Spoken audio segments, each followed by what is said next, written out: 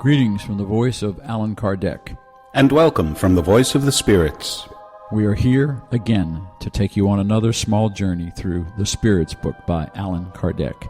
Today we will start the Law of Equality, covering natural equality, question 803, then the inequality of aptitudes, questions 804 to 805, and finish with social inequalities, questions 806 to 807.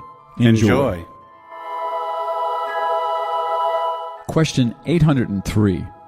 Are all people equal before God? Yes, all tend towards the same goal. God has made the divine laws for everybody.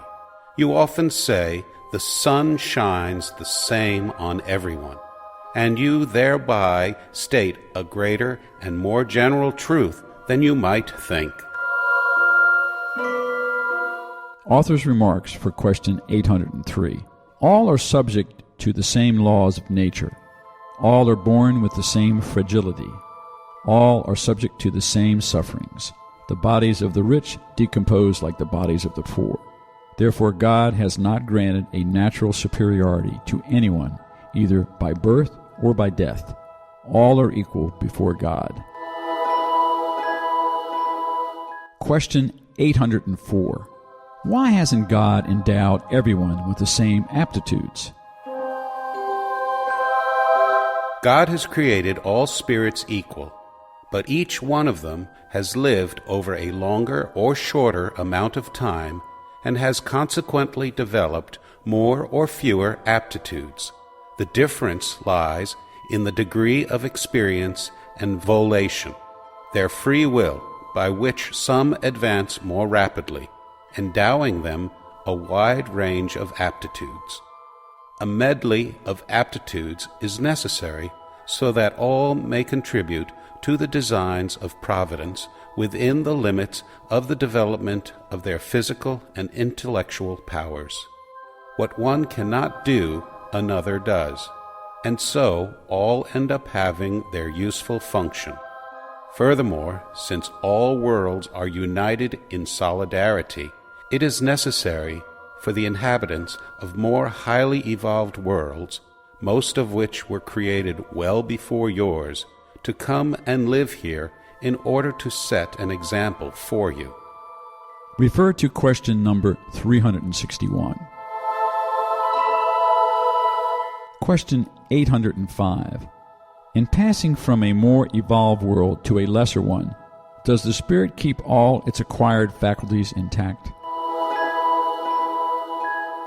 Yes, we have already told you that the spirit who has progressed cannot regress. In its spirit state, it may choose a coarser envelope or a more precarious position than the previous one, but always to serve it as a lesson and to help it progress. Refer to question number 180.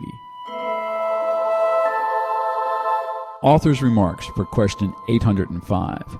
Thus, the diversity of aptitudes among individuals is not related to the innermost nature of their creation, but to the degree of perfection they have reached as spirits.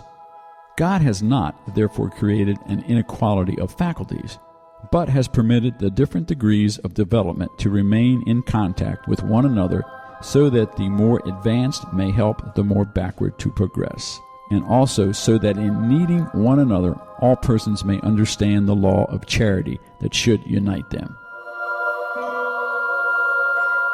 Question 806. Is the inequality of social conditions a law of nature? No, it is the work of humankind, not of God. Sub-question 806. Will this inequality disappear someday? Only God's laws are eternal. Don't you see inequities disappearing little by little every day? They are destined to disappear together with the predominance of pride and selfishness, leaving only the different levels of merit. A day will come when the members of the great family of God's children will no longer regard themselves as being of pure or less pure blood, because only the spirit is pure or less pure, and such does not depend on social position. Question 807. What about those who abuse the superiority of their social position by oppressing the weak for their own gain? They are to be lamented, those wretched beings. They will be oppressed in their turn, and they will be reborn into an existence in which they will suffer everything they caused others to suffer. Refer to question number 684.